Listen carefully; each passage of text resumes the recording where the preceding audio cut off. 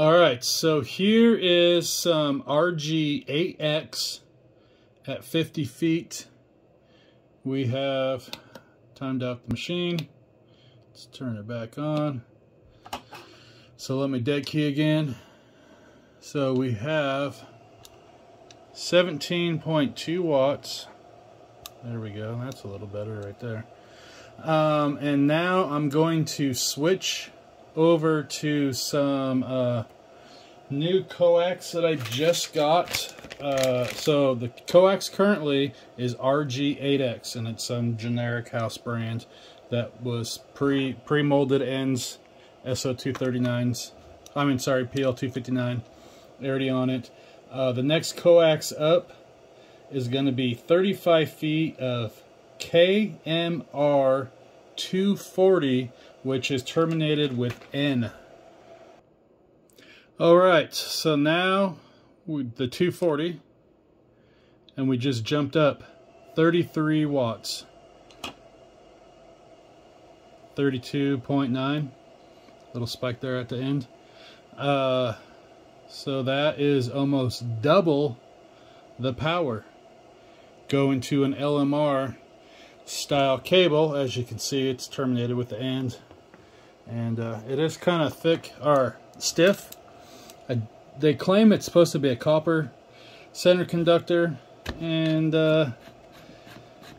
copper shielding with aluminum braid.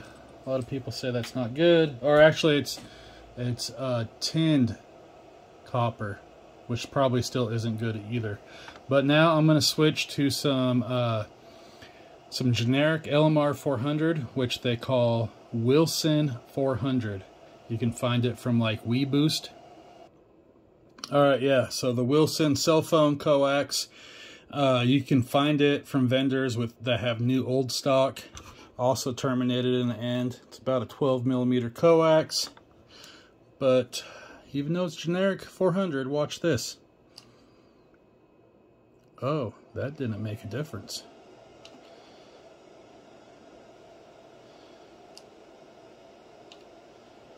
Interesting. Alright, that was very interesting. I thought this radio was supposed to be 50 watts. And as you see, coming right out of the back of the radio, we go a PL259 to PL259 to an N, and then come back around to the dummy load. And it is 49.8. So this whatever the 240 seems to be equivalent to the WeBoost LMR 240 or 400. So KMR 240. Now I'm going to attempt to do a 2-meter test, and we'll just do everything in reverse order. So we can see how bad this meter is. Here's a 2-meter. And look at that, 57.5 watts. So, take that for what it is. Is it off 7 watts? Who knows? But anyways, we are going to, and why is my SWR 1.6? Let's make sure everything's tight here, because that should not be 1.4. Interesting. Alright, anyways, moving on to the Wilson 400. So we know 57 is our base number. So we lost 12 watts here going to the 400. And so if the theory is correct that other coax is just as good, we should see 45 watts again. Alright, and I don't know if I said the 240 is 35 feet, the 400 is 60 feet, and the 8X is only 50 feet. So yeah, basically it's the same,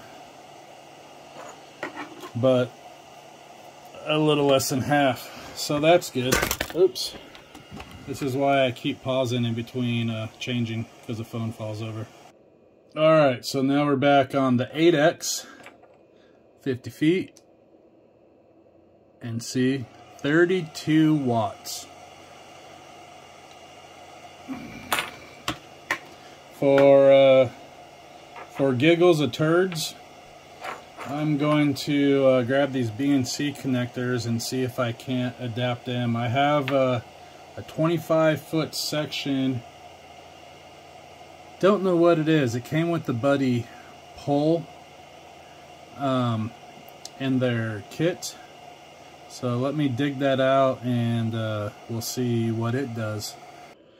Alright kids, I don't recommend doing this at home, but so this is the Buddy pole coax. It is RG58, but I love their molded with the Velcro on there. There's a cap. It's pretty awesome. This side, this brings you back to the old 10-base T days when we had BNC Ethernet. I had 2 other roommates that we connected our computers together using this T. I still have it from 99, 98. I don't know when it was, maybe 2000. But then we progressed to Ethernet, and life was much better. So now this test will be on the 2-meter call, 25 feet, RG58. 42 watts. So I don't know if somebody wants to do the math or not. We had, what was it, 32 at 50 of 8X versus 25 at 42. Anyways, let's go up to 70 centimeter, 446, 23 watts. So I'm losing half of the power using this piece of coax up there. What was it down here? Yeah, so we're not losing too much power. What'd this thing do? 57. So, yeah. 15 watts we're losing in coax, burning up. Anyways, maybe I got some BNC connectors on order. Maybe I'll try running this cable again without the T and see if that affects anything. I highly doubt it does. Till next time, kids, don't burn your house down.